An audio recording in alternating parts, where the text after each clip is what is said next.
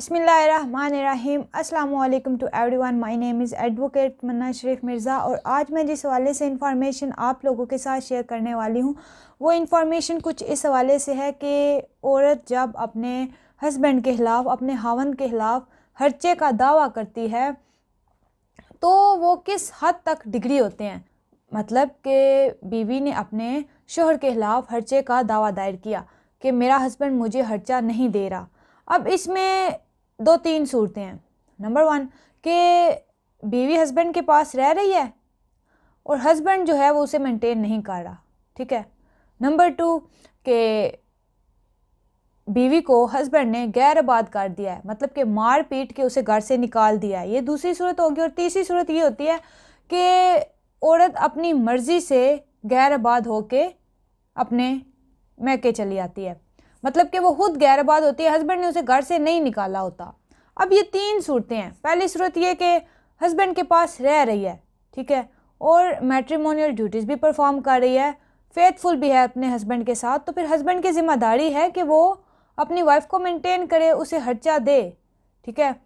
अगर वो खर्चा पे नहीं करता तो फिर औरत मेंटेनेंस का केस फाइल करेगी, खर्चे का केस फाइल करेगी, तो फिर हस्बैंड को खर्चा पे करना पड़ेगा हर सूरत में। बीवी हस्बैंड के साथ रह रही है, वो फेथफुल है, मैट्रिमोनियल ड्यूटीज़ परफॉर्म कर रही है, तो डिसोबीडियंट भी नहीं है, तो शोहर की फिर जिम्मेदारी बनती है, शोहर ने अगर शादी की है तो फिर अपनी वाइफ को मेंटेन भी करे। तो दूसरी सूरत जो है वो ये है कि हस्बैंड क्या करता है, औरत को मारता है, पीटता है और फिर घर से बाहर निकाल देता है, ठीक है। तो ऐसी सूरत में खर्चा का जो केस करती है वाइफ वो किस हद तक डिग्री होता है। और तीसरी सूरत ये कि बीवी खुद घर छोड़ के गैरबाद हो जाए।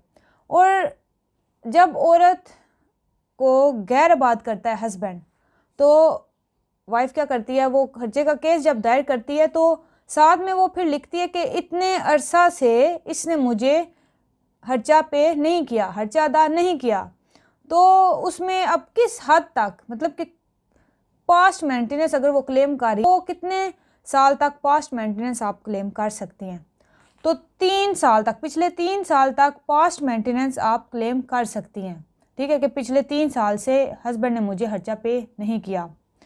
तो अब हस्बैंड ने अगर उसे मार पीट के घर से निकाला है तो वो अपनी माँ के घर रह रही है या मैके रह रही है, तो अगर हस्बैंड ने औरत को मार पीट के घर से बाहर निकाला था तो फिर वाइफ डेफिनेटली खर्चे का केस दायर करेगी अपने हस्बैंड के खिलाफ। और अगर उसके बच्चे हैं पीछे तो वो साथ में बच्चों के मेंटेनेंस के लिए भी दावा दायर करेगी। अब अगर हस्बैंड ने उसे मार पीट के घर से निकाला था तो हस्बैंड को फिर मेंटेनेंस पे करना पड़ेगा। औरत जब दावा दायर करेगी तो बच्चों का मेंटेनेंस तो उसे देना ही देना है, तो फिर वाइफ का मेंटेनेंस भी उसे देना पड़ेगा, क्योंकि उसने जानबूझकर, बीवी उसके साथ फेथफुल थी, डिसोबीडियंट भी नहीं थी और उसका ख्याल भी रख रही थी, लेकिन उसने क्या किया, उसे मार पीट के घर से बाहर निकाल दिया। तो अब ऐसी सूरत में वाइफ को, अभी शादी एग्जिस्ट कर रही है ना, आपस में मियाँ बीवी का रिश्ता कायम है, तो हस्बैंड ने मेंटेनेंस पे करना है।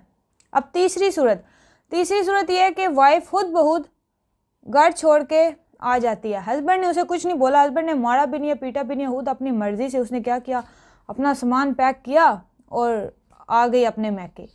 तो अब ऐसी सूरत में हस्बैंड ने तो उसे नहीं निकाला और हस्बैंड फिर क्या करेगा, हस्बैंड उसे आबाद करना चाह रहा है तो वो दावा दायर करेगा। जब वाइफ खर्चे का दावा दायर करती है ना कि ये बंदा जो है, वो तो जाहिर सी बात है उस दावे में लिखेगी कि हस्बैंड ने मुझे मारा है, पीटा है, तो मुझे घर से निकाल दिया है, ये वो, ठीक है। तो हस्बैंड क्या करेगा, हस्बैंड भी फिर हकूक़ ज़ानशोई के लिए कि मेरी बीवी को कहा जाए कि आके मेरे साथ आबाद हो, मैं इसको रखना चाहता हूँ, लेकिन मेरी जो बीवी है मेरे साथ आके आबाद नहीं होना चाह रही, मैं इसको अपनी बीवी बना के रखना चाहता हूँ, ठीक है।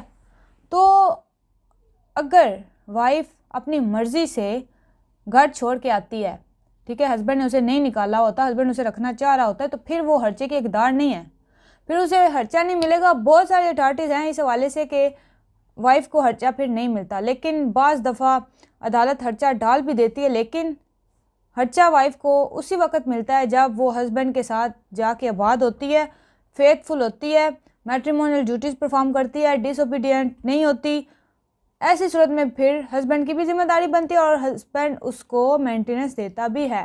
अब 3 सूरतें मैंने बताई हैं। नंबर 1 कि वो हस्बैंड के साथ रह रही है, हस्बैंड के साथ फेथफुल है, डिसोबीडियंट भी नहीं है, और हस्बैंड उसे फिर अगर खर्चा नहीं दे रहा तो फिर वो खर्चे का केस फाइल करेगी। नंबर 2, अगर आप उसे मार पीट के घर से निकाल देते हैं तो फिर भी वो खर्चे का दावा दायर करेगी और हस्बैंड को खर्चा देना पड़ेगा। एंड नंबर 3, अगर हस्बैंड उसे रखना चाह रहा था लेकिन वाइफ जो है वो जानबूझ के घर छोड़ के आई है, अपनी आज़ाद मर्जी से हस्बैंड ने उसे नहीं निकाला, तो फिर उसे खर्चा नहीं मिलेगा। अब बहुत सूरतों में मिल भी सकता है, कोर्ट की डिस्क्रिशन भी है इसमें। बात करते हैं कि बच्चों के खर्चे के हवाले से। अब मैंने तो 3 सूरतें बताई हैं ना वाइफ के खर्चे के हवाले से कि अगर वो आबाद होगी तो उसे खर्चा मिलेगा, अगर वो आबाद नहीं होगी, अपनी मर्जी से घर छोड़ के गई है, तो फिर उसे खर्चा नहीं मिलेगा। अब बच्चों के खर्चे के हवाले से क्या है कि अब बाज़ लोग ये सोचते हैं कि जी वाइफ अपनी मर्जी से घर छोड़ के गई है, बच्चे भी ले गई है, तो अब बच्चों का खर्चा नहीं पे करना पड़ेगा। ठीक है, आपने खर्चा पे करना है। बच्चों का खर्चा अगर माँ उन्हें अपने साथ ले गई है तो आपने खर्चा पे करते रहना है। जब बीवी खर्चे का केस फाइल करेगी ना बच्चों के खर्चे के लिए, तो आपने फिर हर सूरत में खर्चा देना है। अब इसमें ये नहीं आप कह सकते कि जी मैं तो कमाते ही कुछ नहीं हूँ, तो मेरी इनकम ही नहीं है, तो मैं बच्चों का खर्चा कैसे पे करूँ। बच्चों के खर्चे के हवाले से आप इस तरह का कोई एक्सक्यूज़ नहीं बना सकते, आपने खर्चा पे करना है। अब इसमें इन बातों को मद्देनज़र रखा जाता है कि बच्चे का बाप कितना कमाता है, उसकी सैलरी कितनी है, ये सारी चीज़ें मैटर करती हैं, लेकिन खर्चा आपने हर सूरत में पे करना है। खर्चा जो बच्चों का है वो अप एंड डाउन तो हो सकता है, यानी कि अगर बाप अच्छा खासा कमा रहा है तो फिर उसी हिसाब से बच्चों का खर्चा लगेगा, और अगर बाप नॉर्मल मजदूरी कर रहा है फिर भी 5,000 पर बच्चा ज़रूर लगेगा, और 10% एनुअल इंक्रीमेंट भी होता है। तो बच्चों का खर्चा आपने हर सूरत में पे करना है। अब इसमें जो बेटा होता है ना, वो जब तक बालग नहीं हो जाता आपने उसका खर्चा पे करना है, मतलब कि 18 साल तक, और जो लड़की है ना वो जब तक उसकी शादी नहीं हो जाती आपने खर्चा पे करते रहना है। तो ये बच्चों के हवाले से हो गया कि बच्चों का खर्चा आपने हर सूरत में पे करना है। अब नंबर 3, अब मैंने जो आपको बताया कि पर बच्चा 5,000 आपने पे करना है। अब इसका मतलब ये नहीं है कि एक बाप कमाए 20,000 आए तो अब 4 उसके बच्चे हैं तो 5,000 के हिसाब से अगर दे तो 20,000 तो फिर सारा वो बच्चों को दे दे, तो नहीं, ये सारी चीज़ें मैटर करती हैं कि उसकी सैलरी कितनी है, वो कितने दे सकता है, फिर उस हिसाब से खर्चा लगता है। तो अब हक महर की बात करें तो साथ में जब औरत मेंटेनेंस का दावा दायर करती है ना, वो फिर हक महर के लिए भी कि जी इस बंदे ने मुझे हक महर अदा नहीं किया, तो हक महर में भी इसकी किस्में हैं, एक होता है मुअज्जल, एक होता है गैर मुअज्जल, एक अनदिल तलब। अब जो प्रॉम डावर होता है मुअज्जल, वो तो शादी के मौके पर ही दे दिया जाता है ना बीवी को, उसी वक्त जब निकाह हो रहा होता है तो साथ में लिख देते हैं मुअज्जल इतना अदा हो गया है। अब साथ में लिखते हैं कि मकान या कोठी या कोई इस तरह की शर्त अनदिल तलब के जब औरत डिमांड करेगी। तो अगर आपने ये लिखा है ना कि फ़लाँ जगह पे मकान देगा हस्बैंड जब औरत डिमांड करेगी, तो फिर औरत जब मर्ज़ी डिमांड करे आपने उसको फिर वो चीज़ देनी है। अब फ़र्ज़ करें कि आपने लिख दिया कि ये हस्बैंड जो है इसको मकान बना के देगा, अगर तो आपने जगह स्पेसिफ़िक लिखी है कि इस जगह पे बना के देगा तो ठीक है। बाज़ दफ़ा आप लोग डिस्क्रिप्शन भी ठीक तरीके से नहीं लिखते, जगह नहीं लिखते कि किस जगह पे।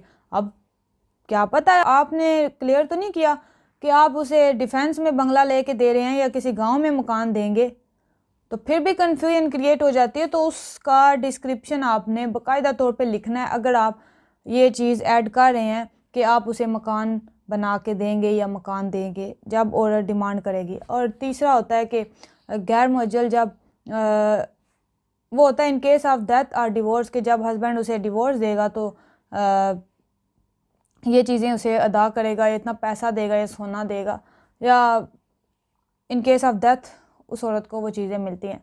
तो अब इसमें यह है कि औरत जब हुला लेती है ना तो 50% तब भी हस्बैंड को देना पड़ता है। पहले ये समझा जाता है कि जो डेफर डावर है ना गैर मुअज्जल, वो अगर औरत खुद तलाक लेगी तो फिर नहीं देना पड़ेगा, देना पड़ेगा। अमेंडमेंट्स आई हैं इसमें कि आपने 50% वाइफ को फिर भी देना है। तो उम्मीद करती हूँ कि मेरी आज की वीडियो आपको पसंद आई होगी। अगर पसंद आया तो मेरे चैनल को सब्सक्राइब करना मत भूलिएगा। इसका फ़ायदा ये होगा कि जब भी मैं नई वीडियो डाला करूँगी तो फौरी तौर पर आपको मेरी वीडियोस मिल जाया करेंगी। और अपनी राय का भी इजहार कीजिए। Thank you very much. अस्सलाम वालेकुम।